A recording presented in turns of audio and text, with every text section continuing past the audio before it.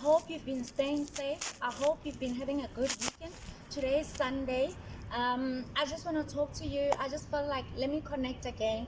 You know how we do, we know how we roll. It's still our empowerment session. I'm empowering women all over the world. I'm empowering guys, single ladies, moms, married women, married people, everyone that wants to join in. You're all welcome. I just want to say today, I just felt like talking to people who are finding it difficult to raise children on their own. What are the kind of challenges that you're going through raising your children on your own? Do you find it difficult? Are you raising teenagers? Are you raising small babies? Are you single? And how is it like to balance work and also balance raising children on your own? I mean, most people would say, but I come from a background where there was a mother and a father, and then all of a sudden, here I am. I'm raising kids on my own. It's not easy. Or I'm married, but my husband doesn't help me. He hardly helps me to raise the kids. So what do I do to balance everything? Sometimes we can't leave everything to our helpers, our maids or helpers, whatever you want to call it. Those that are orchestrated to come and work in your home, like your domestic helper, raising your kids. Because, to be honest, they take care of our kids and they do a good job. Whilst you are busy trying to maintain a living, meeting the standards of living, going out there to make your hustle and make your world out there in the world to get known, you find yourself in a situation where you are caught between a rock and a hard place, because here are your children, or here's your child, she needs your attention, but you're not finding a balance between the two. You come back from work, there's a lot of homework to be done. Sometimes you realize a while later that, or 6 months or 3 months later, that, hey, I haven't been checking on my kids or my child the way I was supposed to have been. You find that they are already not doing well at school, they are missing out at school, or things have just not been the way that you would have loved them to be concerning your children. How do you balance the two? That's what I want to talk about. Number one, I believe that you need to create a balance. I know work is very important. I know that you need to go out there and make money. Yes, we rely on our helpers to help us mend the home, but essentially, as a woman, you have been dedicated or ordained by God that you multitask, you be able to take care. Remember, you were conceiving this child or these children in your womb, in your belly. You conceived a child. It was your seed. Your seed you need to take care of.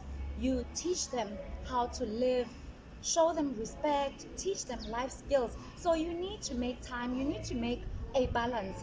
Find a balance where you can be able to have time for your children. They should not find themselves missing you at all times, and you don't know what they get up to when you're not around at home. I mean, let's be honest, technology has given our children that audacity or authority, or the leeway or the privilege to go through and search things that they're not supposed to be searching through. And those are the things that we as parents or moms or dads, we need to be able to have a check all the time to see what are your children viewing, what are they doing, even when they're on YouTube, when they're on TikTok, what is it that they're posting? Because later on you find that the access that they're having is actually not supposed to be for them. It's actually meant for adults. The content that is there may be contrary to the way or the values or the norms that you would like to instill for your babies or your children. So as long as they are still under your ground or under your roof, they are still your children, and they need to be able to respect you. So number one, you need to teach your children respect. If they are losing track, you need to sit them down and say, baby girl or baby boy, I am not happy with XYZ. Have a constant flow of communication between yourself and your little one, or your child that you are raising. You may be raising a teenager, they may be going through some odds, things that you are not even aware of. They might be bullied at school, things that you don't know. But if you are a constant present mother or father, you'll be able to track if your child is unhappy, if there's something wrong you will get that mixed motion, that grappling of saying, you know what, this child is no longer the child that I know they are. And then you can deal with it, whether you take your child to a psychologist, but you're the best psychologist for your own child, because we don't want to just delegate our responsibilities to other people. Like I've mentioned, delegating to your helper, delegating to a psychologist or a therapist. Yes, those are good. I mean, it's important to have a check with your therapist. There's one or two things that you can learn, but no one can actually teach you how to bring or bring, nurture your own children.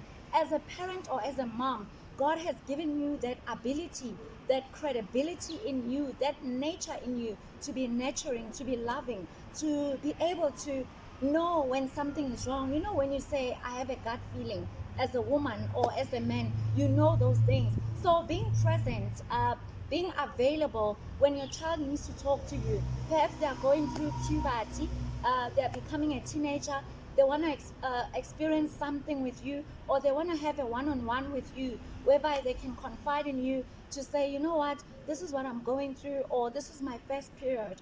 What do I do?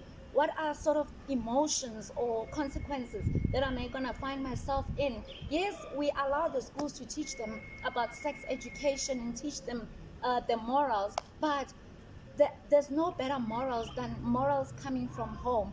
You're not a perfect individual. Don't expect your children to see you as perfect. You're not perfect. There'll be times when you lose it as well. There'll be times when you feel like you have failed them because there are things that you could not provide at a particular or a point in time when they needed you to provide those things. But that does not make you a failure. Listen to me, it does not make you a failure, but it just needs you to know that your children must understand that you love them. No matter what you are going through or what they are going through, they must always know that they have backup. And you're the source, you're the backup, you're their protection. You'll always protect them. No matter where they go in the world, you'll always be for them. You'll always help them because you are a mom, you are a father, and the responsibility of you being here raising those seeds, because you brought these seeds on earth. It is your responsibility to make sure that they are covered, that they are happy, that they are protected. So as a parent, please be on the lookout. Make sure your children are taken care of. No matter how busy you are, you could be a businesswoman, you could be a business father, whatever that you are, and trying to strike, balance things to make things meet or ends meet. Make sure that you are there for your children. Make sure that you care for them and they know it and they are confident